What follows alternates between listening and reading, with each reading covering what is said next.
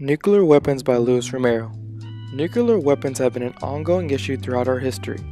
Unfortunately, it is difficult to determine how many nuclear weapons each country has because various countries, such as North Korea, do not want to allow the specific amount of nuclear weapons to be announced and known to the world.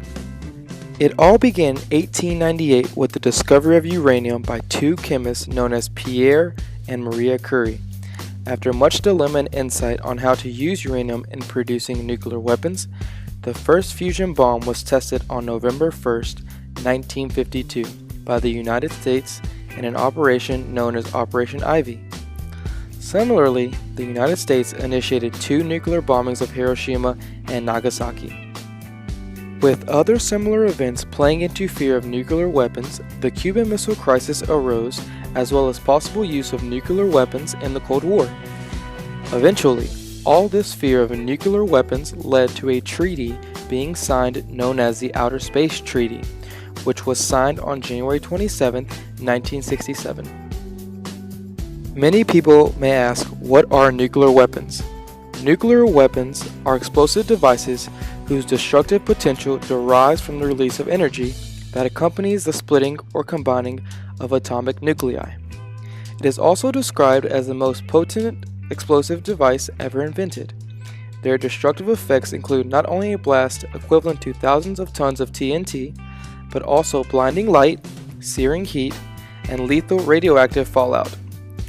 This following image shows examples of rockets from North Korea that could hit the United States soil within 5 years. This next image is an example of a nuclear missile in India.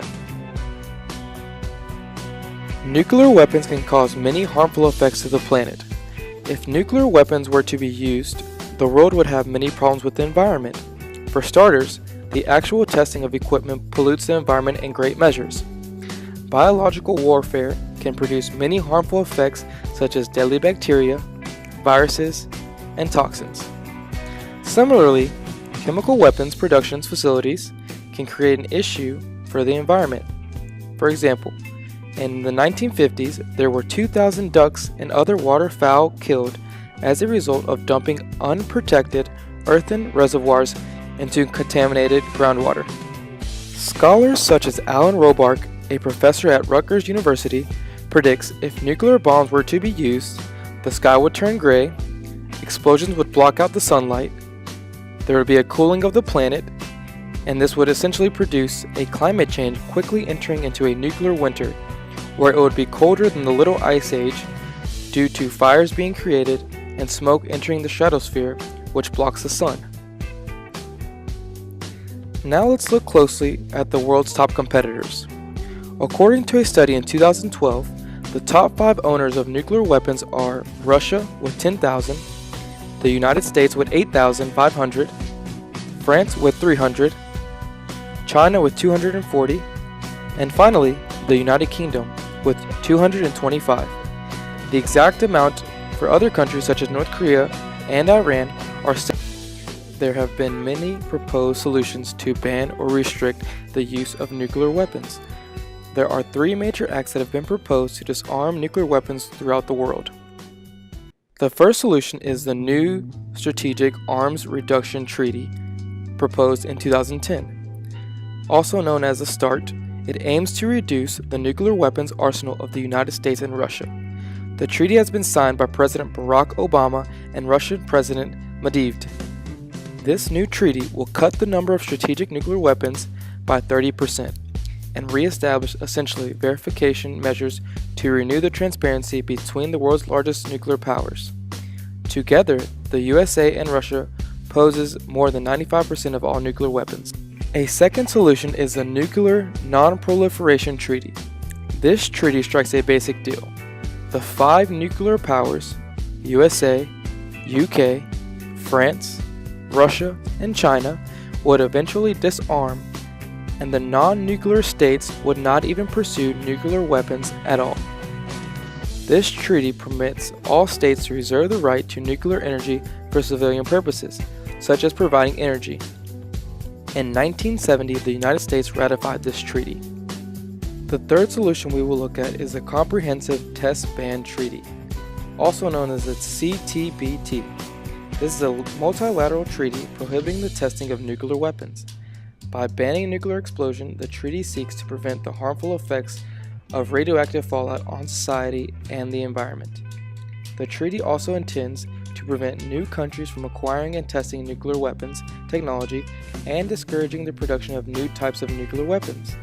The CTBT puts international norms against testing into binding international law and represents a critical move towards nuclear disarmament. The Senate considered this treaty in 1999, but ratification efforts failed.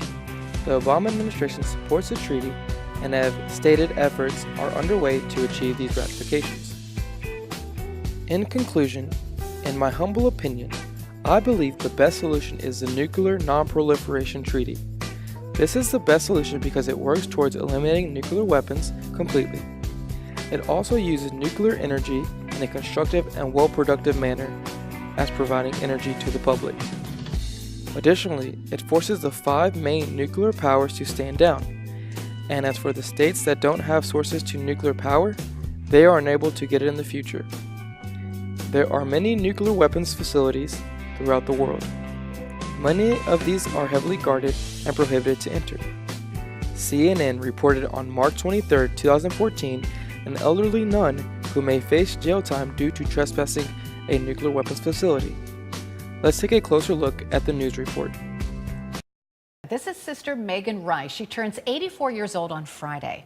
Last year, she joined 2 nuclear weapon activists, and armed with only wire cutters and flashlights, they cut fences and broke into what was supposed to be the most secure uranium processing and storage facility in the country. CNN's Joe Johns is live in Washington with more on this story. Good morning. Good morning, Carol. This is a story that's shocking no matter what side of the nuclear weapons debate you're on. We're not talking about teenage anarchists here.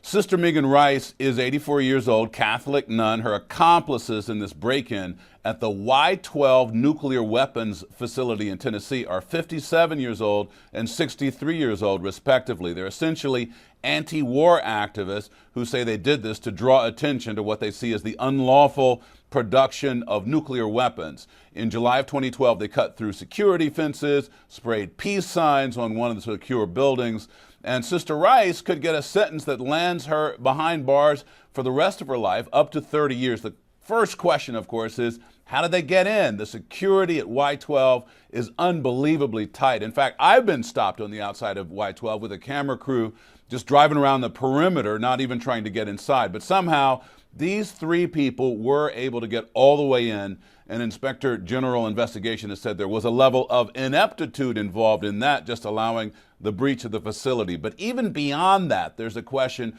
of whether Sister Rice should get 30 years for this. Her lawyers have argued that she should get leniency because she's a nuclear protester and not a terrorist. Now, the government is arguing that these protesters should get a tough sentence because of the disruption they caused to a secure government facility, and that terrorists would actually get even more time.